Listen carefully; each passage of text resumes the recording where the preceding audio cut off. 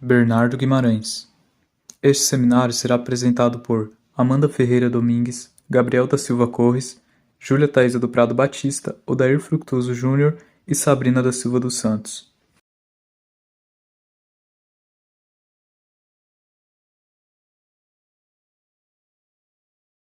Neste seminário, falaremos sobre Bernardo Guimarães e sua grande obra A Escrava Isaura, que obteve muitas adaptações e fez com que o autor se tornasse um dos romancistas mais populares de sua época. Bernardo Joaquim da Silva Guimarães foi magistrado, jornalista, professor, romancista e poeta. Nasceu em Ouro Preto em 15 de agosto de 1825 e faleceu na mesma cidade em 10 de março de 1884. É o patrono da cadeira número 5 da Academia Brasileira de Letras, por escolha de Raimundo Correia. Era filho de Joaquim da Silva Guimarães e Constância Beatriz de Oliveira. Dos 4 aos 16 anos, viveu em Uberaba e Campo Belo, impregnando-se das paisagens que mais tarde ele ia descrever em seus romances e em alguns poemas. Antes dos 17 anos, ele estava de volta em Ouro Preto, onde terminou os preparatórios. Participou em 1842 da Revolução Liberal. Seu biógrafo Basílio de Magalhães coletou informações da viúva de Bernardo, que disse que ele não servia aos rebeldes e sim aos legalistas. Se matriculou em 1847 na Faculdade de Direito de São Paulo, onde ele se tornou amigo íntimo e inseparável de Álvares de Azevedo e Aureliano Lessa, com os quais chegou a projetar a publicação de uma obra que se chamaria Três Liras. Fundaram os três, com outros estudantes, a Sociedade Epicureia, a que se atribuíam coisas fantásticas que ganharam fama no meio paulistano. Se bacharelou em 1852 e, nesse mesmo ano, ele publicou Cantos da Solidão, uma poesia. Exerceu o cargo de juiz municipal e de órfãos de Catalão, em Goiás, por 2 vezes, e fez jornalismo e crítica literária no Rio de Janeiro. Magistrado rigoroso, mas humano, promoveu no segundo período de judicatura um júri sumário para libertar os presos, pessimamente instalados e, intervindo motivo de conflito com o presidente da província, sofreu processo, do qual saiu triunfante. Em 1864 a 1865, ele foi de novo viver na corte, onde publicou o volume de poesias contendo Cantos da Solidão, Inspirações da Tarde, Poesias Diversas, Evocações e A Baía de Botafogo. Se fixou a partir de 1866 em Ouro Preto, onde ele foi nomeado professor de retórica e poética no Liceu Mineiro, e se casou no ano seguinte.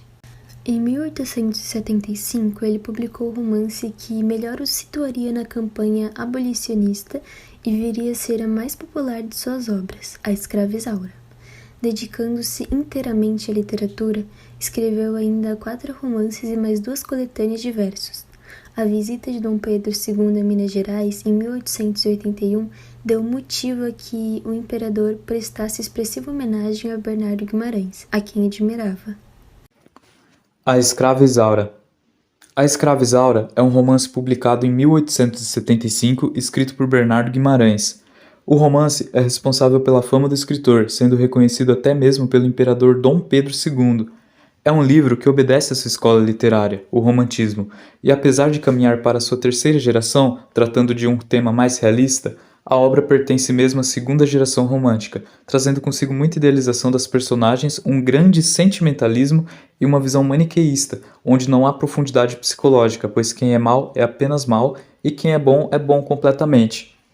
A Escrava Isaura foi publicada em pleno centro da escravidão no Brasil e faz parte de um rol de outras obras do tipo folhetins com romances românticos. A obra fez com que seu autor ficasse muito famoso e foi muito popular, principalmente entre o público feminino, pois as mulheres sentiam compaixão pela personagem principal. Quando foi lançado, A Escrava Isaura foi um sucesso de vendas. Bernardo passou a ser reconhecido como grande autor, especialmente por ter tido a coragem de tocar em um tema polêmico, o abolicionismo, até então pouquíssimo abordado na literatura, já que nessa época a escravidão ainda estava começando a ser questionada. Vale sublinhar que o livro foi publicado 13 anos antes da Lei Áurea ter sido assinada, decretando a abolição definitiva da escravatura. No entanto, já em setembro de 1871, havia sido promulgada a Lei do Ventre Livre, que emancipava, ainda que lentamente, os escravos. A escrava Isaura possui personagens planos e rasos, que não evoluem ao longo da narrativa, e segue a linha tradicional dos romances populares, com a tríade de vilão, heroína e herói. A obra trata de amores trágicos, dramas humanos, idealização da mulher e romantização da morte, sem aprofundamento dos personagens. Personagens: Isaura é a protagonista, uma escrava branca, cabelos longos, muito bonita, possui um caráter nobre, é inteligente e bondosa. Leôncio é o vilão, tem uma aparência rude e nutre por Isaura um cego e violento amor. Comendador Almeida é o dono da fazenda, é um homem muito rude. Feitor Miguel, pai de Isaura e capataz da fazenda, é um homem bom, trata todo mundo bem. Juliana, mãe de Isaura, era a mais linda escrava e sofria de privações por não querer ser amante de Comendador Almeida. Malvina, esposa do Leôncio, mulher dócil e bonita. Henrique, cunhado de Leôncio, rapaz bom, estudioso e rico. Álvaro, rapaz que gosta de Isaura, moço bonito, rico, liberal e republicano. Martinho, um estudante, ganancioso, cabeça grande e feições grosseiras. Belchior, é o jardineiro. É o símbolo da estupidez submissa. Sua descrição física é descrita como um homem feio, cabeludo e corcunda. Dr. Geraldo é o advogado de Álvaro. Em uma fazenda no município do Rio de Janeiro morava uma escrava chamada Isaura. Ela foi educada pela esposa do comendador, uma mulher que cultivava um carinho enorme por Isaura, e um dia pretendia lhe dar liberdade, mas antes disso acontecer, ela morre. O comendador Almeida se aposenta e deixa a fazenda nos cuidados de seu filho Leôncio, um homem que sente muita atração por Isaura, mesmo sendo casado com Malvina. O irmão de Malvina, Henrique, e a própria Malvina vão para a fazenda e veem Leôncio dando em cima de Isaura. Henrique então se oferece como amante de Isaura para que ela conseguisse sua liberdade. Logo depois, o jardineiro também se oferece, mas Isaura nega os dois pedidos. Malvina faz Leôncio escolher entre ela e Isaura e acaba brigando com ele. Quando, no calor do momento, Miguel chega com dinheiro suficiente para comprar a liberdade de Isaura. Leôncio dá algumas desculpas e nega o pedido. Miguel e Isaura então decidem fugir para Recife. Chegando lá, eles trocam de nome e ficam em uma chácara. Álvaro, que é o dono da chácara, observa Isaura e se encanta por ela. Até chama ela para o baile. No início, ela negou, pois estava com medo de ser descoberta, mas depois ela aceitou. No baile, um homem chamado Martinho descobriu que ela era uma escrava fugida e falou para todo mundo. Isaura e Álvaro então voltam para a chácara e Martinho liga para Leôncio. Leôncio aparece na chácara com um mandado de prisão para Miguel e leva Isaura de volta para a fazenda. Na cadeia, Miguel é convencido de falar para Isaura se casar com o jardineiro. Ela aceita o sacrifício. Quase na hora do casamento, Álvaro chega com alguns papéis dizendo a Leôncio que descobriu que ele estava falido e havia comprado todos seus bens, fazendas e escravos. Leôncio diz que não vai implorar pela generosidade de Álvaro, sai da sala e se mata.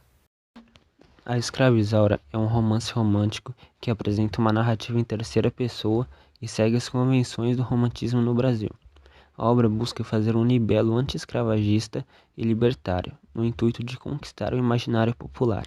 O autor pode ser considerado audacioso por contar do período de escravidão através de uma escrava branca, mas Bernardo Guimarães conhecia o público burguês da época, tanto que o romance quanto o sofrimento do protagonista agradou o público feminino da época, tornando-o um clássico da literatura até hoje. A obra tem uma heroína que consegue ampla empatia do público, uma escrava branca, educada, perseguida por um vilão terrível, seu proprietário Leôncio. A obra alcançou grande êxito em sua época. Lançada em 1875, obteve repercussão pela sua história em tom de folhetim e pela mensagem abolicionista.